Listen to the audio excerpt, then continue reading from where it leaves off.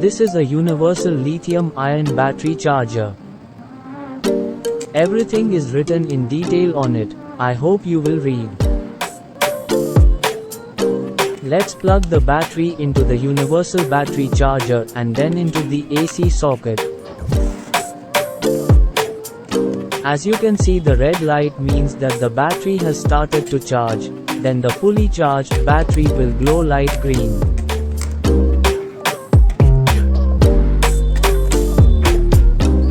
Let's test with the help of multimeter how much output comes.